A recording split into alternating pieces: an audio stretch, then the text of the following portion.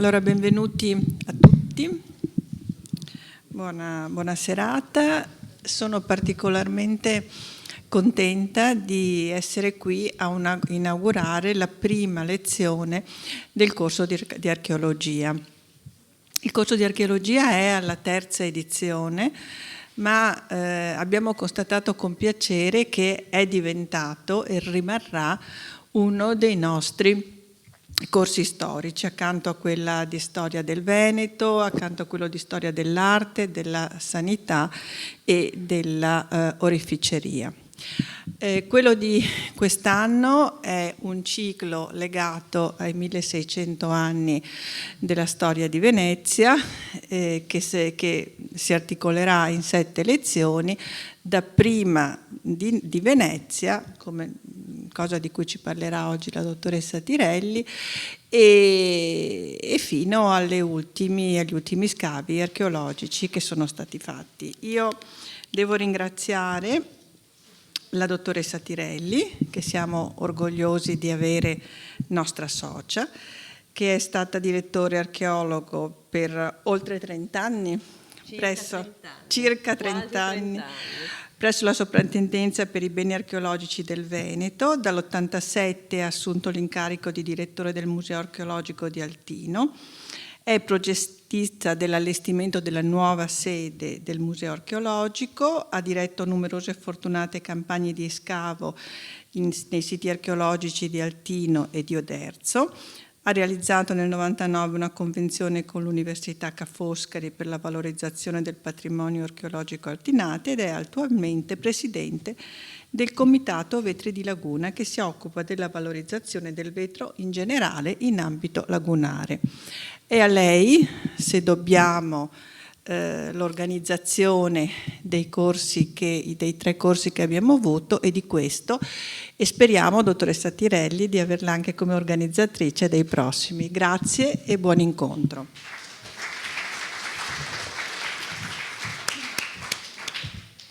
Grazie Presidente per queste così gentili e stimolanti parole. Appunto, io ho il piacere di iniziare con la mia relazione su Altino, il corso di archeologia di quest'anno. Allora, per chi non avesse avuto modo di vedere il programma alla locandina, riassumo brevissimamente il programma. Il programma sarà cadenzato ogni martedì da adesso per i prossimi 6, da oggi per i prossimi 6 martedì, quindi arriveremo quasi alla fine di aprile.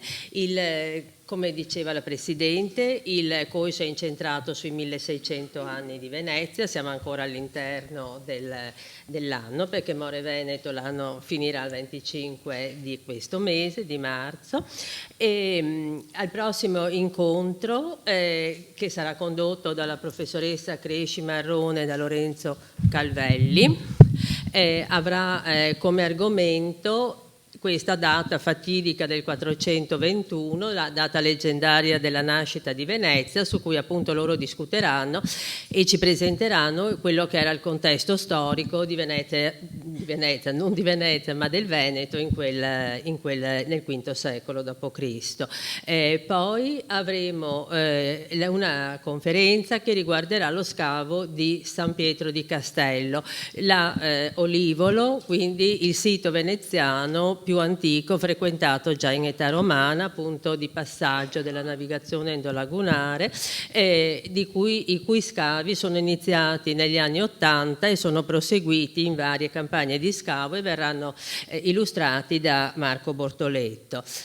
A seguire ancora Marco Bortoletto insieme a Luigi Fozzati ci parleranno delle più antiche strutture emerse durante le campagne archeologiche ormai più che trentennali condotte all'interno del tessuto urbanistico veneziano.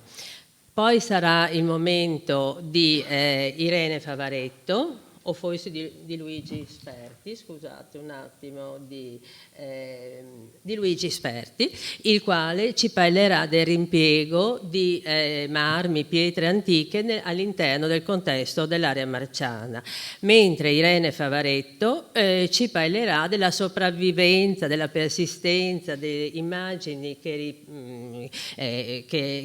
risalgono a monumenti antichi all'interno del gran palinsesto dei mosaici di San Marco. Concluderà il nostro ciclo la Miriam Pilutti-Namer, la quale ci parlerà di Giacomo Boni, archeologo autodidatta che ha operato a Venezia soprattutto dopo il crollo del campanile di San Marco, nel cui masso erano stati anche lì riempiegati numerosi monumenti altinati o comunque antichi. Ecco, questo è il programma del nostro corso. E adesso partiamo con Altino, la prima Venezia, prima di Venezia, porto internazionale in laguna. Quindi, per iniziare il nostro ciclo di incontri celebrativi del 1600° anniversario della mitica nascita della Serenissima, e che sono intesi a focalizzare i molteplici aspetti archeologici che ne hanno caratterizzato i primi cruciali secoli del suo sviluppo, non si può che partire da Altino, la città romana, la cui fine segnò il principio di Venezia. Come avremo modo di vedere, infatti, molti e significativi sono gli aspetti che la città figlia erediterà dalla città madre, dall'orientamento astronomico allo stretto legame con il mare e la laguna, dalla conformazione urbanistica alla tecnica costruttiva, dalla vocazione commerciale all'internazionalità di centro portuale dominante. L'Altino romana è la trasformazione culturale e monumentale del precedente insediamento veneto, il cui nome, corrispondente alla divinità del luogo, Altinum o Altinon, denota di per sé specifiche caratteristiche geografiche connesse al termine alto, riferibile quindi ad un sito elevato rispetto al paesaggio circostante. Ed infatti le prime tracce dell'abitato risalenti all'VIII secolo a.C. risultano ubicate su una serie di dossi separati dal margine lagunare da quella bassa e frastagliata fascia di paludi, barene, corsi d'acqua che contraddistingue tuttora il particolare ecosistema locale.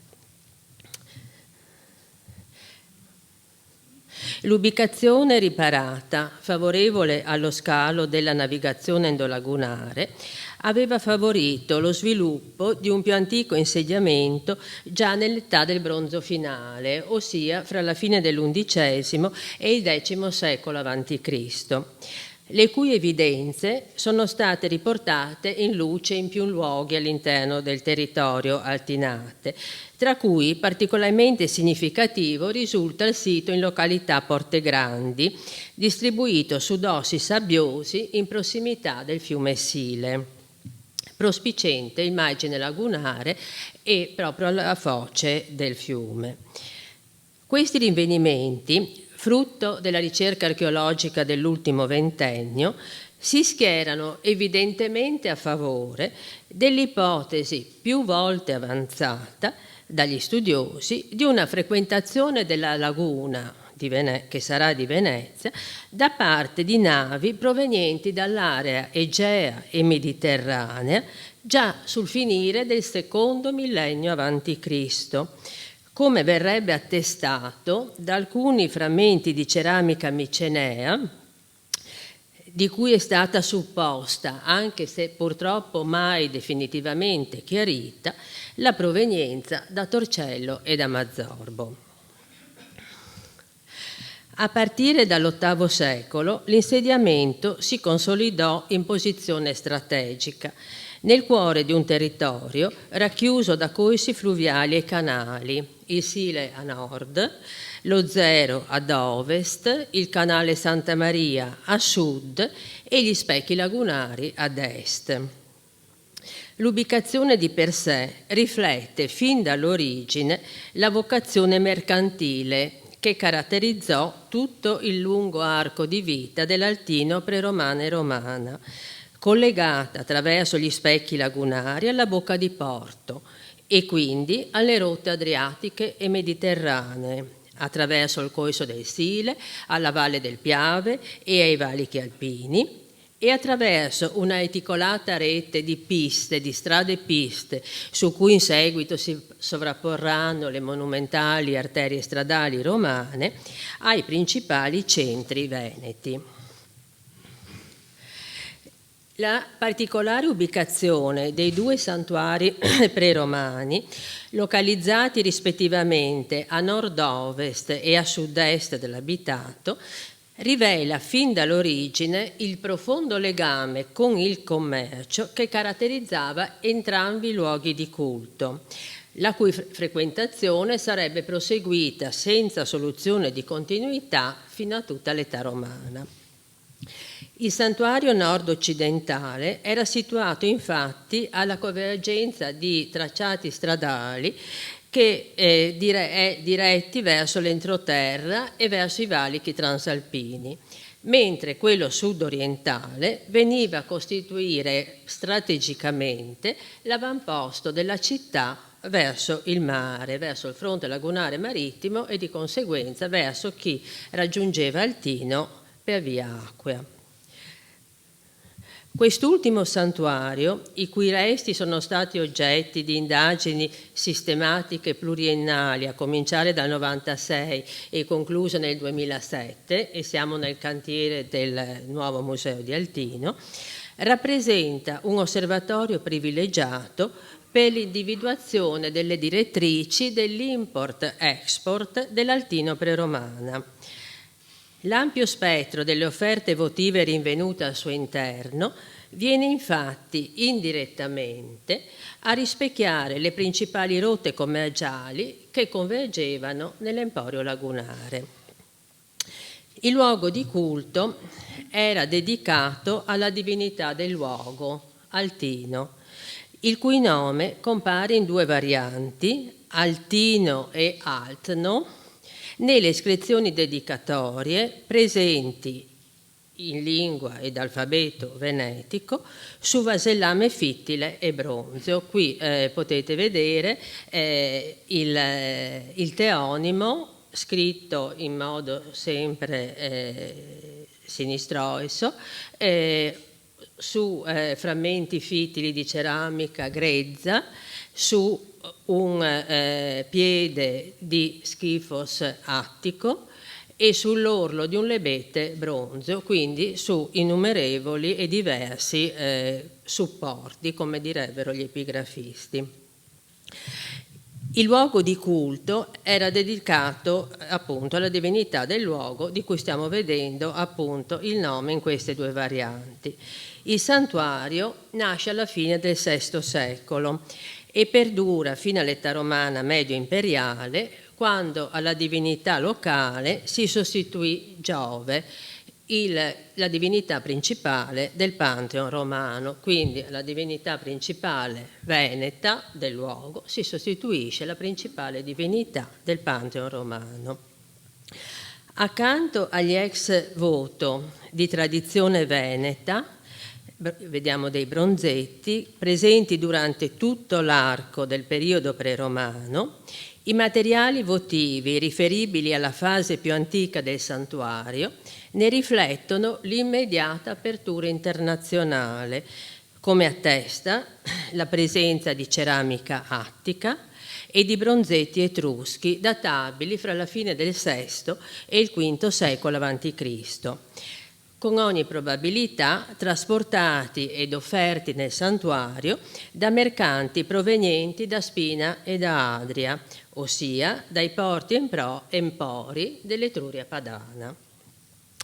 Altri bronzetti documentano arrivi da altri luoghi, dall'Italia centrale, come il bronzetto che potete vedere in alto, che rappresenta un Marte offerente, e dall'area celtica, come sono questi 3 bronzetti, piuttosto mostruosi, se vogliamo, di guerrieri, come pure dall'area magno-greca, come questo frammento di statuetta. A conferma appunto del convergere nell'emporio lagunare di commerci provenienti sia dall'area mediterranea, adriatico-mediterranea, che dall'area transalpina. Un panorama così ricco di materiali non ha confronto nell'ambito degli altri luoghi di culto del Veneto preromano, sia per l'ampio raggio della provenienza dei reperti votivi, che per l'altissima qualità di alcuni di essi, quali questi 3 straordinari bronzetti etruschi. Il bronzetto, questo bronzetto qui di Arciere, che ormai è molto noto nell'ambito della letteratura archeologica, rappresenta con tutta probabilità Paride, quindi Paride Arciere, e al di là del suo altissimo valore artistico, questo bronzetto riveste anche un grande significato, un grande valore culturale, in quanto che, databile all'inizio del V secolo a.C., documenta evidentemente l'immissione e la conoscenza dell'epopea omerica all'interno del mondo dei Veneti, i quali, come sappiamo, si erano sempre vantati di essere discendenti di Antenore, il fondatore mitico di Padova, eroe scampato alla guerra di Troia. Altri bronzetti documentano arrivi dall'Italia centrale e questo l'abbiamo già visto. Allora, il santuario Altinate si impone quindi come uno dei principali, se non il principale santuario della fascia costiera altoadriatica, preposto a tutelare le relazioni commerciali non solo di Altino, ma con tutta probabilità dell'intera popolazione dei Veneti, di cui risulta conseguentemente rivestire il ruolo di scalo internazionale di frontiera.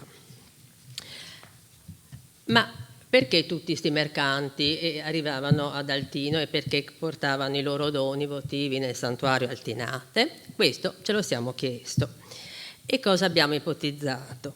Che la merce di esportazione, per le cui transazioni negoziate in loco il santuario doveva garantire la necessaria copertura giuridica, perché era questa una delle funzioni dei santuari nelle antichità, fossero i celebri cavalli veneti, il prodotto indigeno notoriamente più pregiato, citato dalle fonti greche e latine quali razza di campioni, vincitori ad Olimpia, ambiti per le proprie scuderie da Dionigi, tiranno di Siracusa, il quale risale l'Adriatico per approvvigionarsi dei cavalli dei Veneti. All'esportazione di questi celebri destrieri potrebbero essere infatti riconnessi i sacrifici di cavallo, i cui resti sono stati rinvenuti all'interno del santuario Altinate, unico luogo di culto veneto ad aver restituito l'evidenza di una tale cerimonia rituale, il sacrificio quindi del cavallo, da riconnettere a quanto tramandato dal geografo greco Strabone a proposito del culto del cavallo praticato dal popolo veneto, tra cui vigeva l'uso di sacrificare un cavallo bianco a Diomede. Anche l'offerta di bronzetti di cavallini, rinvenuti nel santuario, ribadisce e conferma la centralità di questo culto praticato nel santuario, da cui proviene un singolare esemplare, questo che vedete, verosimilmente di produzione greca, raffigurante un destriero al passo con la lunga coda infilata tra le zampe posteriori e intenzionalmente privato degli zoccoli e della testa. e al culto del cavallo rimandano le sepolture equine, almeno una trentina, alcune delle quali fornite della relativa bardatura, che vennero riportate in luce all'interno di una delle 2 necropoli preromane di Altino che sono state finora esplorate. Ed ancora il cavallo risulta evocato dal toponimo, forse di origine prelatina, di Equilo, l'attuale Jesolo, poi trasferito all'odierno Lido del Cavallino, località entrambe prossime ad Altino, che è probabile ospitassero l'allevamento e, perché no, anche le scuderie dei preziosi destrieri. Il porto altinate si confermerebbe quindi, a partire dal V secolo a.C., come il principale polo mercantile marittimo della popolazione veneta aperto sul fronte adriatico. L'evidente veneticità dell'emporio, che è logico presupporre venisse direttamente amministrato dal potere locale, potrebbe spiegare il silenzio delle fonti greche che ricordano per la fascia noed-adriatica unicamente gli scali egemoni di Adria e Spina, amministrati rispettivamente Adria dai Greci e Spina dagli Etruschi. Solo nel III secolo a.C. lo storico magno-greco Timeo di Tauromenio raccoglierà le tradizioni relative ai santuari veneti perilagunari, frequentati allora da mercanti greci, notizie che verranno in seguito riprese dal geografo sempre greco Strabone. Attraverso le metafore contenute in un suo celebre passo di Strabone, si ricava come dovessero risultare all'epoca, e siamo nel I secolo a.C., ancora operativi nei luoghi di culto veneti ed in particolare nel santuario Altinate, come è stato evidenziato da alcune preziose testimonianze che abbiamo rinvenuto in scavo, fossero ancora operativi quindi quei meccanismi giuridico-istituzionali che attribuivano ai santuari stessi la prerogativa di luoghi della mediazione in cui si incontravano diverse etnie, di asili che garantivano l'inviolabilità a persone e cose e di entità giuridiche al cui interno lo straniero veniva istituzionalmente garantito e legittimato. Il processo di romanizzazione che nell'arco del II secolo a.C. investì l'intero territorio dei Veneti, con risvolti sotto certi aspetti particolarmente precoci proprio per il centro Altinate, condusse alla trasformazione dell'emporio lagunare veneto in uno dei maggiori scali commerciali romani dell'Alto Adriatico. Determinante dovette risultare indubbiamente la posizione strategica di Altino, porto sicuro all'interno della gronda lagunare, situato a breve distanza dal mare e a approdo intermedio delle rotte marittime ed endolagunari che congiungevano Ravenna con Aquileia, nuova e giovane colonia romana fondata, come è noto, nel 181 a.C. e che quindi ha rappresentato per tutta la Cisalpina orientale un polo di attrazione per la sua appunto precoce romanizzazione.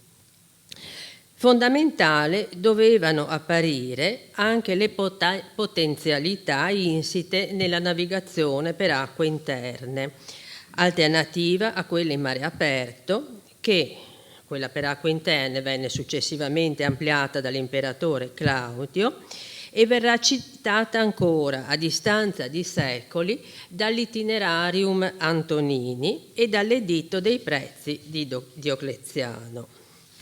Se da un lato, infatti, la navigazione per acque interne poteva essere percorsa solo da imbarcazioni di modesto cabotaggio, dall'altro lato era però in grado di garantire collegamenti sicuri e periodici tra le due città capolinee Ravenna ed Aquileia, anche nelle peggiori situazioni atmosferiche e soprattutto al riparo degli assalti pirateschi. La navigazione, lasciando Aquileia, attraversava senza soluzione di continuità un susseguirsi ininterrotto di lagune e canali, i septem maria citati dall'Itinerarium Antonini, una guida delle stazioni e le distanze fra località terrestri e marittime dell'impero romano, datato agli inizi del III secolo d.C. Toccando quindi lo scalo di Chioggia, la rotta entrava negli specchi della laguna veneta, l'Istania, soggetti al flusso e al riflusso delle maree, chiuse da una stretta lingua di terra, il tenue pretentum litus, come era stato definito dallo storico patavino Livio, che è il nostro Lido e la nostra Pellestrina. E qui, dopo aver oltrepassato l'approdo di Malamocco, la punta dell'odierno castello, il nostro Olivolo, e l'isola di Torcello, la navigazione raggiungeva Altino, attraverso un ambiente lagunare probabilmente ben più popolato di adesso, in cui, a lato delle attività commerciali, si praticavano la pesca, la stabulazione dei crostacei e l'estrazione del sale, secondo la descrizione che ne farà a distanza di secoli Cassiodoro. La peculiare morfologia dei fondali lagunari richiedeva inoltre ai naviganti, necessariamente allora come ora, una profonda conoscenza delle rotte unita ad un'indubbia abilità di manovra, soprattutto nel tratto compreso fra lo scalo a mare e il porto Altinate, per percorrere in sicurezza al quale è ipotizzabile avvenisse a monte l'interscambio fra le grandi navi onerarie e le più agili imbarcazioni locali. Al potenziamento della rotta adriatica, sulla quale puntava la classe imprenditoriale romana per promuovere gli scambi commerciali fra la capitale e la Cisalpina orientale e l'area egea, si affiancava, sempre nell'arco del secondo secolo a.C., quindi in piena età di romanizzazione, la costruzione di due grandi strade. Prima la via di Emilio Leppido nel 175 a.C. ed in seguito, quasi con il medesimo tracciato, la via Annia, la cui datazione oscilla nel mondo degli studiosi fra il 153 e il 131 a.C. Strade consolari comunque entrambe che, dirette ad Aquileia, toccavano nel loro percorso il centro Altinate. Dopo l'apertura di queste grandi vie di comunicazione e quindi nella seconda metà del secondo secolo a.C., nell'Altino repubblicana risulta documentata, grazie alle testimonianze epigrafiche, la presenza di almeno una dozzina di famiglie latine provenienti dal territorio laziale, molte delle quali notoriamente dedite ad attività mercantili e già presenti nel nord-est della Cisalpina, divenuta per le sue molteplici potenzialità economiche e commerciali un forte polo di attrazione per la classe dirigente romana. Le famiglie dal nome latino testimoniate ad Altino si chiamavano Barbi, Cossuti, Marci, Poblici, Porci e Saufei e risultano tutte a vario titolo implicate in attività commerciali. Una conferma alle attestazioni finora provenienti esclusivamente da iscrizioni funerarie sopraggiunge da uno straordinario reperto rinvenuto non molti anni fa nell'isola di San Francesco del Deserto, costituito da un'anfora databile nell'arco del I secolo a.C., sul cui corpo è graffita un'iscrizione in caratteri latini corsivi, quindi difficilissima da interpretare, che può considerarsi una bolla di consegna di merce, verosimilmente vino. L'iscrizione, che riporta i nomi dei 5 destinatari e anche probabili ridistributori dell'ingente carico, parliamo di più di 700 anfore, oltre a confermare la presenza ad Altino delle famiglie già note dei Poblici e dei Marci, documenta anche quella dei Fadieni, dei Trosi e dei Satrieni. Queste presenze latine si accompagnano all'uso della moneta di Roma, particolarmente precoce ad Altino rispetto agli altri centri veneti. Infatti, già prima della fine del III secolo a.C., accanto alle dracme di imitazione massagliota, che sono quelle che vedete nella parte alta della diapositiva, la moneta allora circolante tra i veneti è documentato, accanto a questo, l'uso della moneta romano-repubblicana, l'asse, che conoscerà una sempre maggiore diffusione nel corso del II secolo a.C.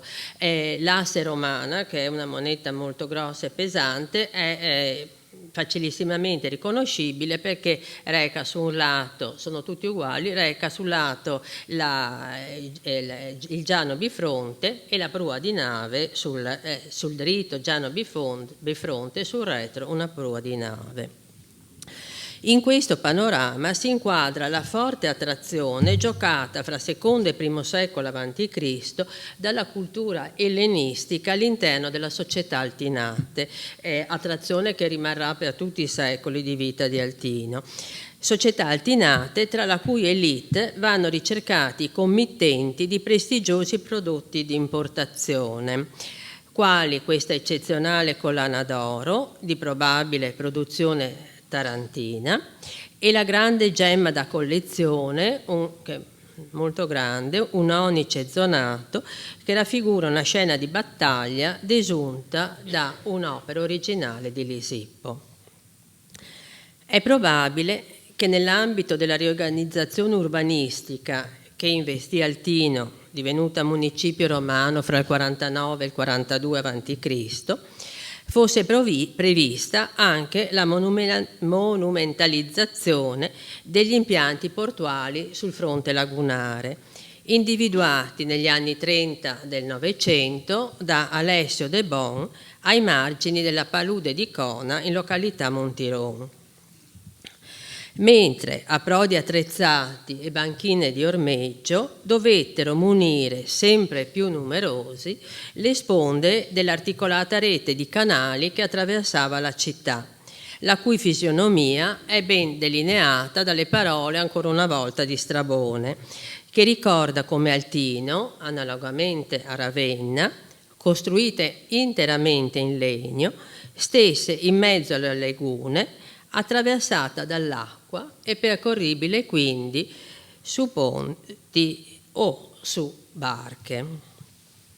Il legno proveniva dal Cadore, da cui veniva trasportato, assemblato in zattere lungo l'asta del Piave, che a valle in età romana si fondeva con il Sile, per essere utilizzato sia per l'edilizia che per la cantieristica navale, cui si riferiscono le numerose immagini di navi onerari, navi a doppio timone e navi da guerra documentate dalla locale produzione scultorea e glittica. A questo campionario di immagini navali va aggiunta una testimonianza letteraria delle Lintres, queste imbarcazioni menzionate da Servio, commentatore di Virgilio, imbarcazioni a fondo piatto usate, dice Servio, per la caccia, la pesca ed anche la cultura dei campi. L'identità di piloti e marinai riaffiora con una certa frequenza dalla documentazione epigrafica, che ne rivela la presenza attraverso numerosi cognomina, che erano i nomi, adesso non voglio mettermi nel discorso dei nomi latini, comunque che era il singolo nome della persona, quali Maritimus, Marinus, Neptunalis, Nereus, ma anche di origine greca come Naustrebius o Thalassus. Alla base dell'economia della città portuale, come ci documentano le fonti letterarie, stavano, come è logico, i prodotti locali, che oggi chiameremo prodotti di nicchia, facenti capo alla cosiddetta economia della palude. Il poeta Grazio parla delle ginestre altinati, da cui si ricavavano spiedi da caccia. L'enciclopedista Plinio dei pectines nigerrimi, praticamente i nostri peoci, particolarmente ricercati, lui dice, per le mense estive. Cassiodoro ci parla del sale, che definisce moneta victualis, ossia un prodotto tanto prezioso da garantire il sostentamento ed essere quindi assimilato alla moneta. Lo scrittore di agricoltura Columella, infine, ci parla dell'allevamento di una particolare razza bovina denominata ceva, piccola di taglia ma grande produttrice di latte. Bilance e stadere testimoniano il commercio al dettaglio, come pure i pesi e i contrappesi rinvenuti ad Altino in considerevole quantità. I contrappesi, impiegati come cursori nelle stadere, erano in piombo, spesso rivestiti in bronzo, e avevano la forma di anforette, ghiande, teste maschili o femminili. I pesi potevano essere in pietra, di forma troncoconica, sferoidale o anche decalottata, come pure in bronzo e in piombo di varie fogge. Un reperto unico e straordinario è l'archetto di bilancia in bronzo, caratterizzato dalla presenza di 4 diverse scale metriche, incise a punteggiatura 2 per lato in lingua greca, accompagnate da cifre. Su una faccia compaiono la scala pondometrica greco-egiziana, espressa in dracme tolemaiche, e quella romana, espressa in libre e once romane. Sull'altro lato vi sono la scala greca, espressa in dracme attiche, e quella merceologica, espressa in frazioni di coinix e di semidalis, ovvero fior di farina.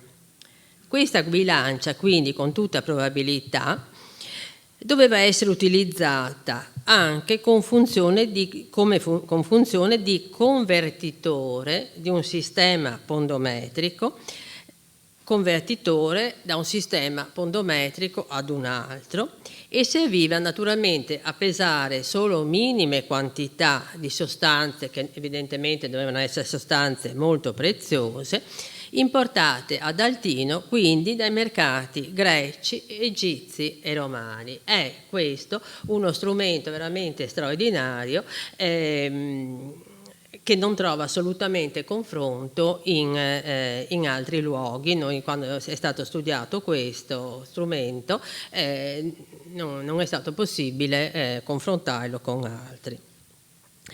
Ma la produzione altinate, di gran lunga più celebrata dagli scrittori antichi, è indubbiamente quella della lana, probabilmente già avviata sullo scorcio dell'età preromana, quando, secondo la testimonianza di Strabone, nei territori dei Veneti all'allevamento dei cavalli si sarebbe sostituito quello delle pecore. In pieno I secolo d.C., il poeta marziale collocherà le lane albe, le lane bianche altinati, al terzo posto di una sua classifica ideale, dopo quelle della Puglia e di Parma.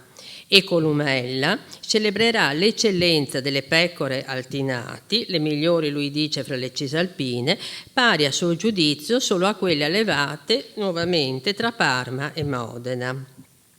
A distanza di un secolo, il cartaginese Tertulliano menzionerà nuovamente le pecore di Altino tra le razze più pregiate, e 100 anni dopo, nel 301 d.C., le lane altinati compariranno nuovamente nell'editto dei preti di Diocleziano con una quotazione elevata, mentre lo stesso documento farà menzione anche del salario dei lavoratori della lana di Altino. Nel municipio lagunare doveva svolgersi quindi l'intero processo della filiera della lana, che partendo dalla raccolta della lana grezza, ecco le cesoie per la tosatura, Proseguendo con i diversi stadi della purgatura, cioè della lavatura, e quindi con la filatura e con la tessitura, ecco i numerosissimi pesi da telaio che si rinvengono ad Altino, si concludeva con l'esportazione del prodotto finito. Illuminante a questo proposito si è rivelato un nucleo di oltre una ventina di etichette in piombo iscritte che accompagnavano la merce. Le etichette relative al ciclo della produzione, lavorazione e commercializzazione della lana fanno menzione delle diverse fasi del trattamento del prodotto, dei capi di abbigliamento confezionati, del numero e del peso dei vellera, cioè delle balle di lana, ed infine anche dei nomi dei soggetti implicati a vario titolo nell'intera catena produttiva.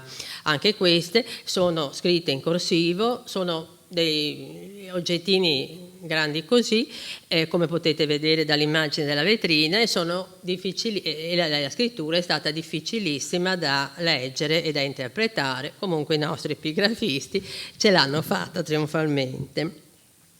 Dal porto di Altino i prodotti lanieri, balle e capi confezionati dovevano raggiungere via mare, come documentato dalle fonti, i mercati mediterranei, utilizzando presumibilmente nel contempo la navigazione interna per i mercati più prossimi.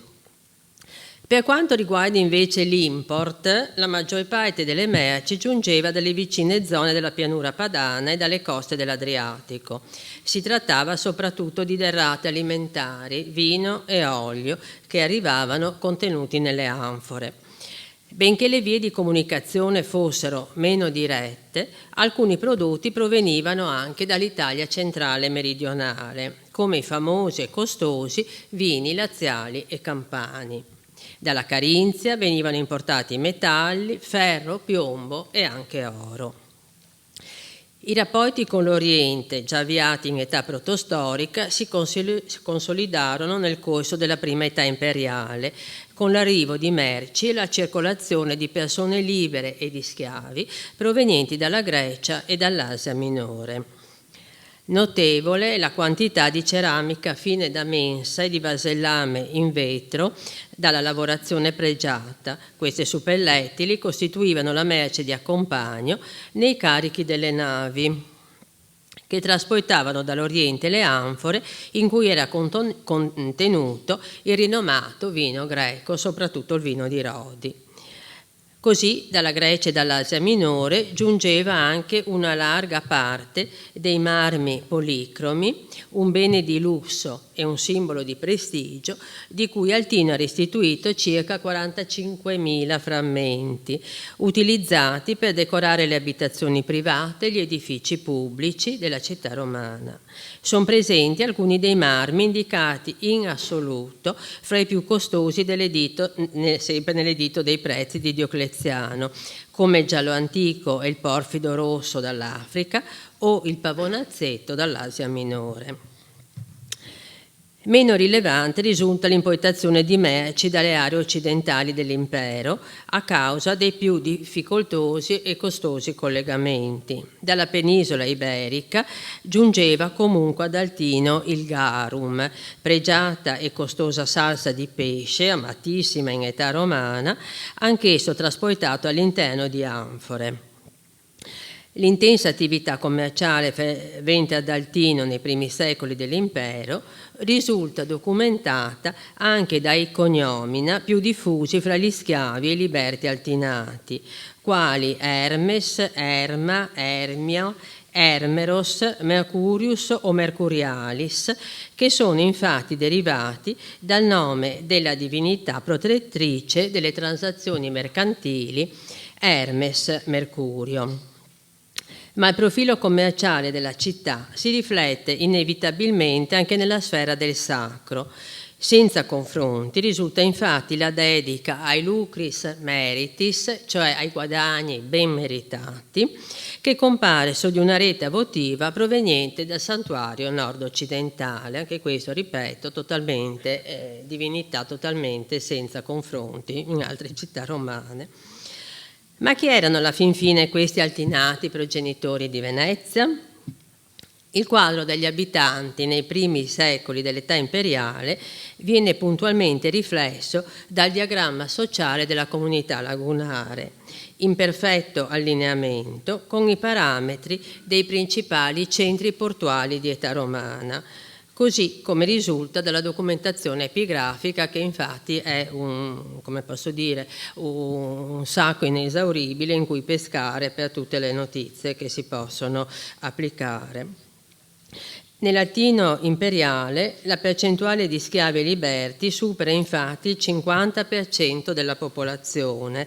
Elevato risulta il numero dei nomi di derivazione greca, tipica dei porti commerciali, e contemporaneamente spicca il protagonismo e l'intraprendenza femminile, rilevabile in molteplici settori: attività produttive, committenza funeraria, pratiche di emancipazione della schiavitù, spie tutte di un dinamismo proprio delle più vitali comunità commerciali.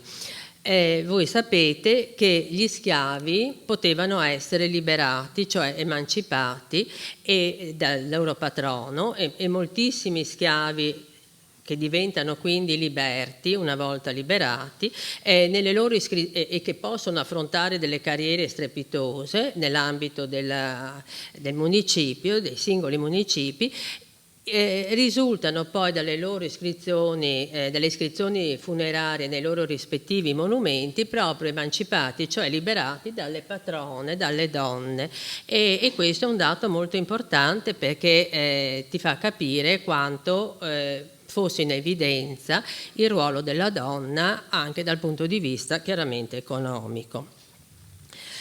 La compagine sociale si completava con i membri dell'aristocrazia, gli optimates, esponenti delle principali famiglie patrizie, in cui possiamo probabilmente riconoscere i proprietari delle ville che, disposte lungo la costiera lagunare, erano paragonate dal poeta marziale alle ville di Baia, presso Napoli, cioè il luogo della, come posso dire, della dolce vita napoletana. Grazie alle testimonianze epigrafiche ci sono note le specifiche attività commerciali, in particolare di due famiglie: i Saufei, legati alla filiera della lavorazione della lana, e gli Avili, impegnati nel commercio dei metalli, cui è inoltre attribuita la diffusione del culto di Iside nell'Italia settentrionale, conseguentemente ad Altino, che ha restituito più di una testimonianza appunto di culto isiaco. Gli scavi, in particolare quelli condotti all'interno della vastissima necropoli, ci hanno restituito una splendida serie di ritratti, nei cui volti sono riconoscibili i membri delle locali famiglie gentilizie, rappresentanti della classe dirigente municipale. Qui ve ne faccio vedere un terzo, perché sono veramente dei ritratti straordinari, di una bellezza e di un realismo in certi casi incredibile, e di cui veramente Altino ha restituito una galleria, anche in questo caso difficilmente confrontabile fra i centri dell'Italia settentrionale.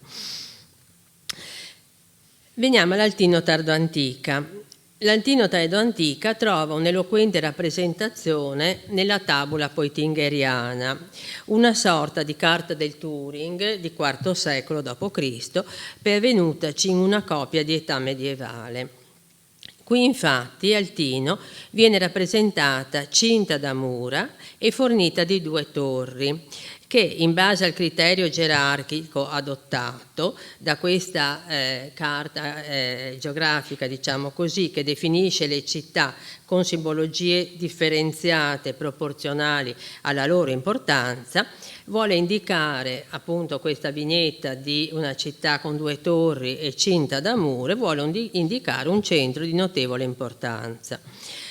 Nel corso del IV secolo si compie anche il processo di cristianizzazione della città, il cui primo vescovo, attestato dalle fonti scritte perlomeno a partire dal 381, sarà Sant'Eliodoro.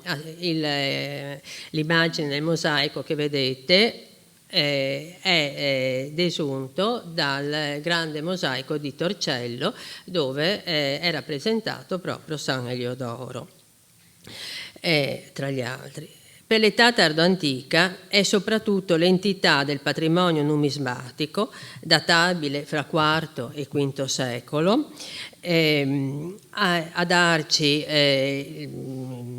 come si può dire, a darci proprio l'immagine della vivacità commerciale della città, vista anche la quantità delle monete di questo periodo, che rappresenta circa un quarto all'interno di tutto il monetiere di Altino. E anche in questo caso questa quantità di monete è paragonabile solo a pochi centri in Italia settentrionale. Ma sono ancora una volta le anfore a tracciare il panorama delle importazioni fra IV, V e VI secolo. Dall'Africa proconsolare continuano ad arrivare ad Altino olio, vino, salsa di pesce e conserva di olive, dall'area egea orientale vino pregiato e unguenti, e dalla Spagna nuovamente salsa di pesce. Nel 452 la città verrà tragicamente a soffrire la distruzione per mano delle truppe unne di Attila. Superata tale devastazione, Altino però sopravviverà fino al VII secolo, quando, sotto la minaccia dell'invasione longobarda, verrà definitivamente abbandonata e sarà allora Torcello ad ereditarne il ruolo.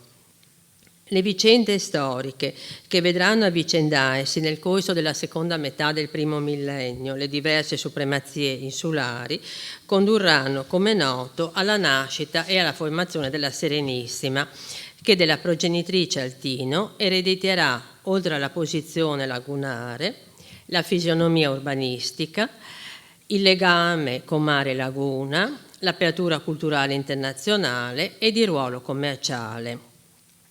Sulle rovine della città abbandonata non rinascerà mai più una nuova Altino, ma Venezia, col passare dei secoli, ne serberà sempre viva la memoria, non solo come cava di materiale edilizio necessario per la nuova città che stava prendendo forma, ma anche come scrigno di tesori sepolti. Questa convinzione perdura ancora alla fine del Settecento, come viene documentato da Jacopo Figliasi. Leggo in questo suo saggio sopra i Veneti primi e secondi del 1797. Medaglie poi d'ogni imperatore, fibule, armille, anelli, chiavi, cammei e simili cose, non difficili sono a ritrovarsi colà. Superbo cammeo, un villano vi rinvenne pochi anni sono, che vendette per poco, non conoscendone il pregio. Oro ed argento vi fu dissotterrato più volte e leggesi in una crona volgare che attribuivasi la grande ricchezza del doge Ziani a gran somma d'oro dalla sua famiglia trovata in Altino. Spesso perciò nelle antiche nostre commedie si rappresentavano le paure proprie dei cavatesori in Altino, e ne conosco una intitolata Pantalon in Altin cavatesori. Il passo del Figliasi trova incredibilmente riscontro nel rinvenimento avvenuto ad Altino nel 1956 di un medaglione aureo dogale appartenuto, come recita l'iscrizione, ad un Petrus dux Veneciarum.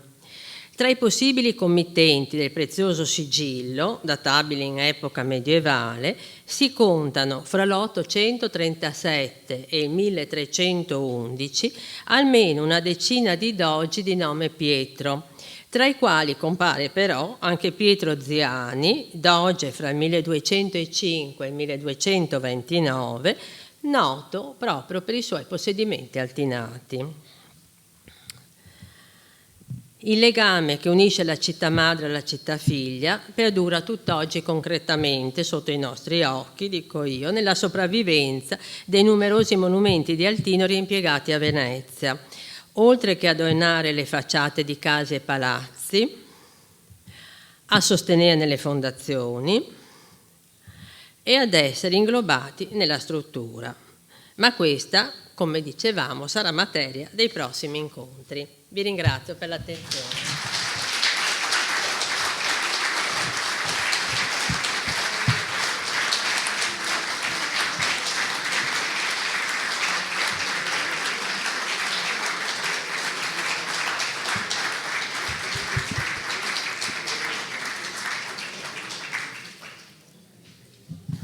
Naturalmente, se qualcuno vuole chiedere qualcosa, per quello che posso, sono qui a disposizione. Grazie. Aveva accennato a un ritrovamento a San Francesco del Deserto di, non ho capito se di un'anfora o di 700 anfore. Cioè, Di un'anfora. Di un'anfora che faceva parte però di un gruppo di 700. Allora, nella cui iscrizione si parla di questo carico di 700 anfore circa, che erano destinate a queste famiglie di cui prima avevo citato i nomi, che probabilmente oltre a essere destinatari erano chiaramente anche i distributori di questo carico enorme di anfore, che con tutta probabilità poi da Altino sarebbe stato in parte consumato in loco, penso, e in parte ridistribuito nei centri vicini. D'accordo, grazie, volevo questa chiarificazione, grazie. Prego. Sì, sono incuriosito dalle modalità con le quali i Longobardi sono arrivati ad Altino e mi chiedo se è stata, come posso dire, un'invasione tipo Kiev di questi anni, oppure se le popolazioni si sono omogeneizzate e soprattutto se i Longobardi si sono poi insediati ad Altino. E scusi, l'ultima domanda, e se ci sono insediati ad Altino sicuramente no, perché Altino finisce cioè la data storica, la data classica è il 639 con la prima invasione longobarda, in cui Altino, che già doveva essere ridotta penso quasi al minimo nell'VIII secolo, nel VII secolo, e Torcello doveva aver già acquisito una sua fisionomia commerciale già importante. Da quel momento gli Altinati cioè chi rimaneva degli Altinati si è trasferito definitivamente a Torcello, perché le fonti storiche ti dicono che si sono trasferiti, è stata trasferita la cattedra episcopale da Altino a Torcello, sono state trasferite le spoglie di San Eliodoro, storicamente conservate in questo sarcofago romano di II secolo d.C., che è stato rinvenuto nell'area sottostante l'altare della chiesa della Basilica dell'Assunta di Torcello, e che tuttora è conservato all'interno della Basilica. E di Altino si è totalmente, diciamo così, dissolta a livello di cittadinanza, di città.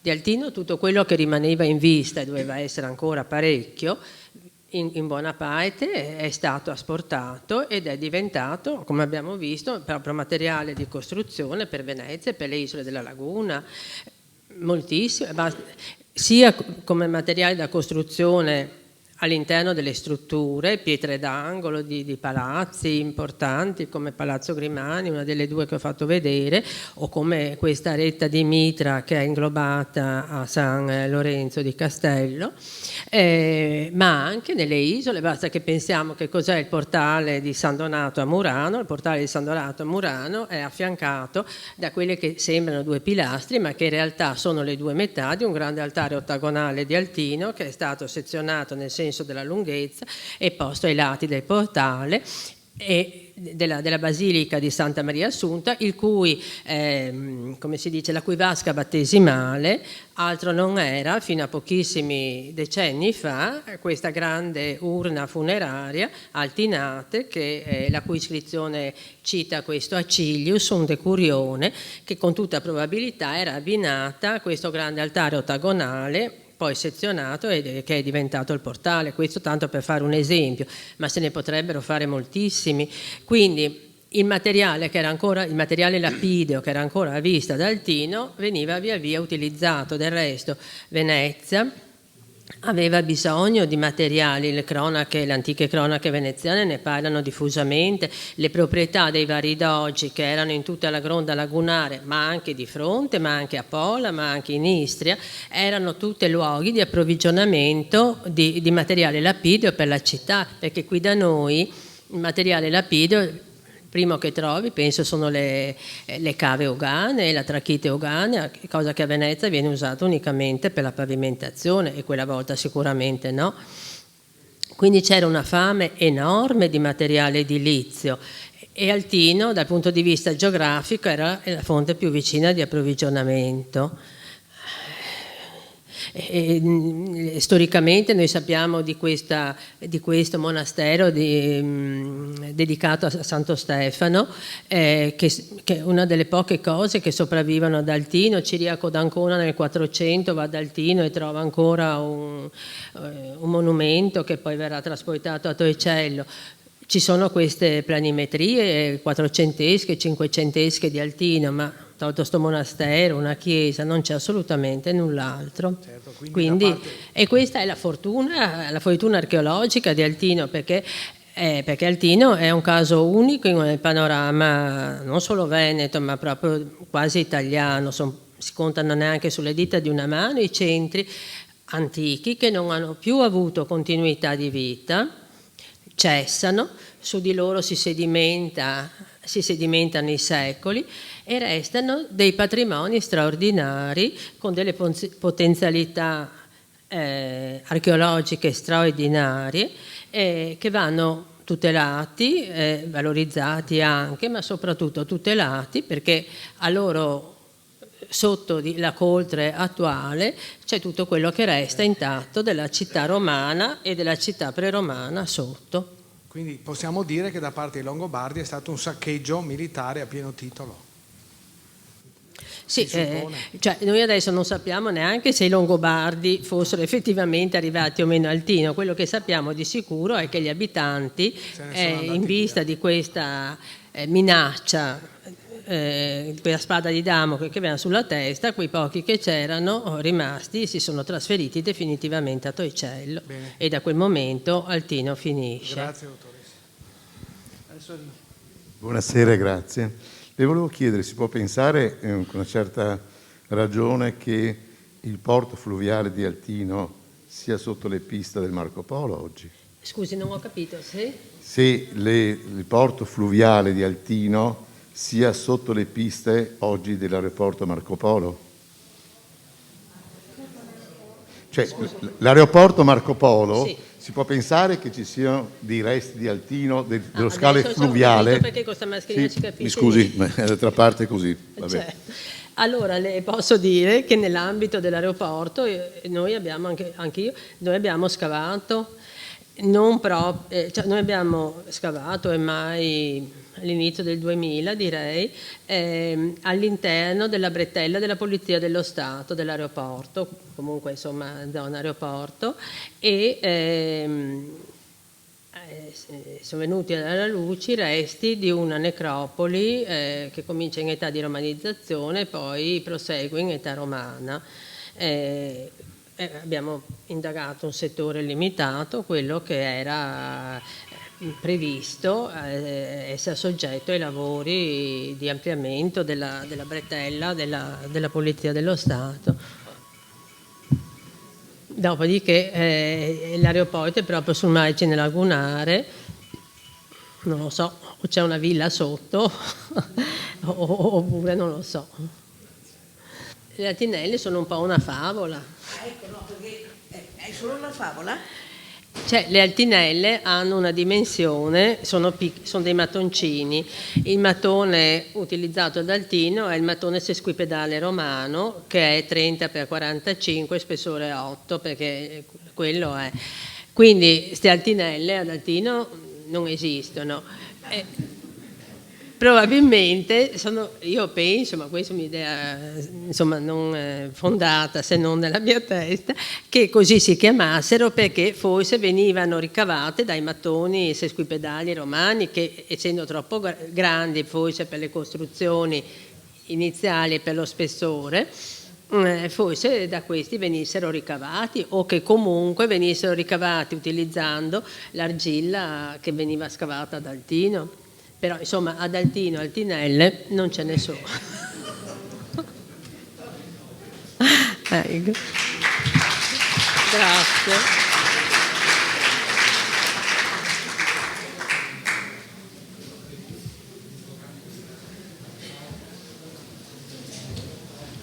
Ecco.